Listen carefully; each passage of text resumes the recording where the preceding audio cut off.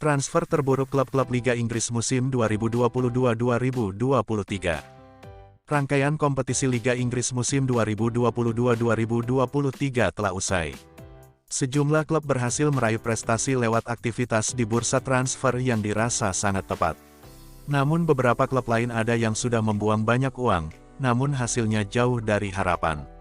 Dari setiap transfer yang terjadi, tak semuanya sukses bersama klub baru.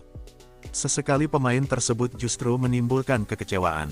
Siapa saja mereka? Berikut adalah nama-nama pemain yang mendapat predikat sebagai transfer terburuk di Liga Inggris musim 2022-2023. Pemain pertama yang muncul dalam daftar ini sudah pasti si bocah tengil, Richarlison. Pemain asal Brasil ini memutuskan untuk bergabung ke Tottenham Hotspur pada awal musim 2022-2023. Dengan mahar 58 juta euro atau setara dengan 929 miliar rupiah, Richarlison jadi salah satu penandatanganan buruk Spurs musim ini. Awalnya Richarlison didatangkan untuk jadi pelapis dari duo Harry Kane dan Son Heung-min yang dirasa sudah terlalu banyak mengambil peran di musim-musim sebelumnya atau bahkan bisa membentuk trio di lini depan. Kecepatan dan konsistensi Richarlison dalam mencetak gol untuk Everton diharapkan menular ke The Lily-Whites. Sayangnya, hal itu tak berjalan baik. Hingga April tahun 2023, Richarlison belum mencetak gol sama sekali. Ia bahkan cukup kesulitan untuk menembus skuad utama Spurs. Golnya baru tercipta kala menghadapi Liverpool di pekan ke-34 Liga Inggris. Buruknya performa Richarlison bahkan memaksa Antonio Conte, yang kala itu masih menjadi pelatih, untuk meminjam Dejan Kulusevski di pertengahan musim guna melengkapi trio lini depan Spurs. Pembelian terburuk selanjutnya adalah pemain baru Manchester United, Antony. Salah satu pemain yang dibawa Erik ten Hag dari Ajax itu sebetulnya sempat mengejutkan ketika langsung mencetak gol di laga kontra Arsenal. Tapi, dalam beberapa pertandingan tertentu, Antony tampil jauh dari harapan. Menurut beberapa pengamat sepak bola, Antony kerap menunjukkan permainan yang tak efektif. Ia kerap membuang-buang peluang dengan menunjukkan skill-skill tidak perlu. Sikapnya itu hanya merusak tempo permainan yang sudah dibangun. Antony juga cukup sering absen lantaran kerap diganggu cedera. Seperti yang terjadi baru-baru ini, sang pemain terpaksa mengakhiri musim lebih cepat dari rekan-rekannya karena cedera engkel. Wajar saja, pemain suka menunjukkan skill pasti akan menjadi sasaran tackle lawan. Dengan bandrol 95 juta euro, 1,5 triliun rupiah, seharusnya Antony bisa berkontribusi lebih dari sekedar 4 gol di Liga Inggris. Pemain berikutnya yang masuk dalam daftar ini adalah Jesse Lingard. Mantan pemain Manchester United itu jadi salah satu proyek besar-besaran Nottingham Forest ketika baru promosi di awal musim 2022-2023. Meski didatangkan dengan status bebas transfer, berkat pengalamannya di Liga Inggris, Lingard tetap dianggap sebagai salah satu penandatanganan besar Forest. Yang membuat Lingard masuk daftar ini adalah gajinya. Kabarnya, pemain berusia 30 tahun itu menandatangani kontrak 1 tahun dengan gaji senilai 200.000 pound atau sekitar 3,7 miliar rupiah per pekan. Itu jadi angka yang sangat besar bagi klub promosi. Gajinya bahkan setara dengan sahabatnya di Manchester United, Marcus Rashford.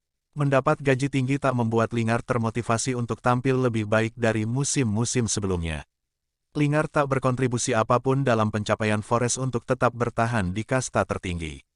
Dalam 17 penampilan di Liga Inggris, Lingard bahkan tak menyumbangkan satu pun gol atau assist. Selanjutnya ada Arthur Melo. Pemain yang didatangkan oleh Liverpool pada pertengahan musim 2022-2023 ini sangat layak dinobatkan sebagai salah satu transfer terburuk musim ini. Bagaimana tidak, gelandang asal Brasil ini bahkan hanya bermain selama 13 menit di skuad asuhan Jurgen Klopp. Meski hanya didatangkan dengan status pinjaman, harapan manajemen dan supporter The Reds kepada Arthur sangat tinggi. Ia diharapkan menjadi solusi jangka pendek di tengah krisis pemain tengah yang dialami The Reds. Namun, keputusan mendatangkan Arthur justru jadi keputusan terburuk Liverpool musim ini. Ironisnya lagi, ketika didatangkan dari Juventus Arthur tidak dalam kondisi terbaiknya. Kebugarannya tak stabil. Alhasil ia malah sering menghabiskan waktu di ruang perawatan karena cedera ketimbang bermain bersama skuad utama Liverpool. Karena kondisi kebugaran yang tak kunjung membaik, Arthur hanya bermain di tim cadangan Liverpool. Calvin Phillips jadi salah satu kesalahan transfer Manchester City musim ini. Dibeli dengan bandrol hampir 50 juta euro atau setara 798 miliar rupiah, Phillips lebih sering menghabiskan waktu di bangku cadangan ketimbang turun ke lapangan.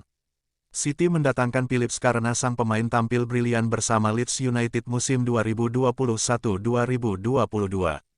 Selain jadi salah satu pemain penting yang membantu Leeds promosi ke kasta tertinggi Liga Inggris, Phillips bersinar di tengah performa Leeds yang buruk musim 2021-2022. Ia dinobatkan jadi gelandang terbaik Inggris musim tersebut.